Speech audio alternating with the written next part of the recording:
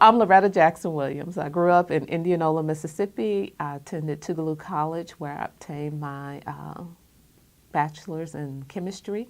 I came to Boston University School of Medicine as an MD PhD student through the early medical school selection program. So when I transitioned from Tougaloo to Boston University through the early selection program, finding familiar people, organizations to be a part of was important. For instance, I spent my senior year here as a student, and during that time I was a part of the city chapter for my sorority, and that in fact linked me to what was very familiar to me at Tougaloo, at home. Even though my educational environment was completely different. The people I went to classes with, the professors I had, all of those things, where I went to eat was very different. The people I encountered during that time, all of that was very different. So having something that linked me was important. So my advice to students in changing from a place that is very familiar and very comfortable to a place that is not necessarily familiar and not necessarily comfortable is that it takes time for adjustment. And as much as they would like to see the people outside of themselves change, that process also has to occur on the inside, because people will not relate to you if you don't make the effort to relate. When I first moved to Boston, I remember a number of instances particularly walking down the street, and the way people in the South greet one another is very different than the way people in Boston greeted me.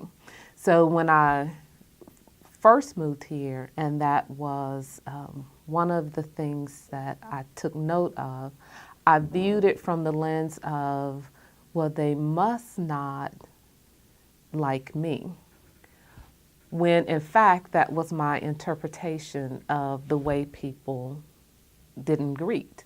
What I realized later on is that's just the way people were. And it had nothing to do with me, in fact. It had to do with my interpretation of their actions.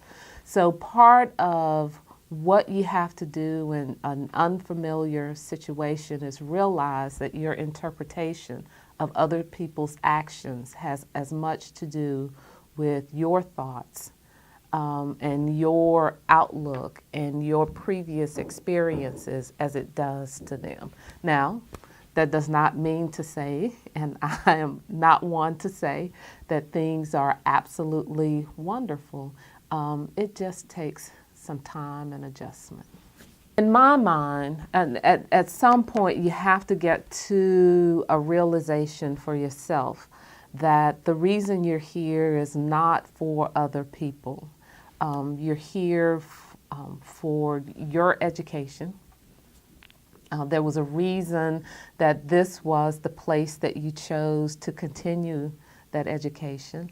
And with that in mind, you really, at some point, have to keep your sight set on the goal. And whatever that goal is, what you've determined that you will do with your life, in those difficult moments, because they will occur, you have to remember what the goal is and realize that there are times when you can address it, there are times when you're going to have to let it go, and there are times that you'll have to come back and deal with the hurt of that later, but to focus on what the ultimate goal is and just move forward. Discrimination is about your interpretation of an interaction with someone. And in all honesty, while you may know that someone is viewing you differently and treating you differently, a lot of times you may not know why that is the case. I, in my opinion, have the opportunity to be discriminated against for a number of things. I am a black female from the South. So for some people, and I remember distinctly a classmate of mine when I was as a student in the M1 year here at Boston University, said, "I really don't know why Southern people talk that way. It makes them sound so dumb." And I kept thinking, I'm from the South. Is that me? Or the patient's room, you go in and the patient immediately calls you nurse. So the question is, did they presume nurse because I'm female? Or the patient who says, "I don't want to see this medical student." Well, what does that mean? Is it for what reason? So discrimination is as much about the thoughts of the person who's doing it as it is about the insecurity of the person who's experiencing that discrimination for whatever reason. Because we all have thoughts about ourselves, whether or not it is because of our sexual orientation, our gender, our race, our ethnicity. All of those things are about us. And then the second piece of that is how other people perceive us. And it has taken me years to get to the point.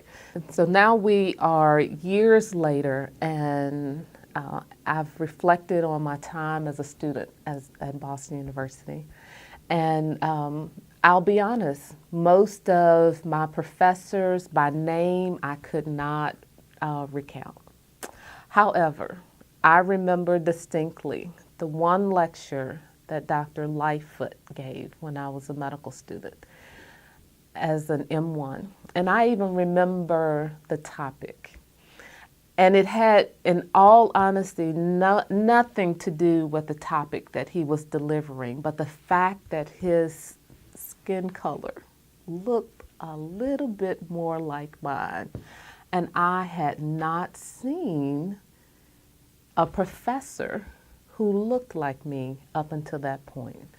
So for me, it was a moment of realization that it is possible, even as a black female, even as a black person in this environment that was very diverse, that there was something I could contribute to.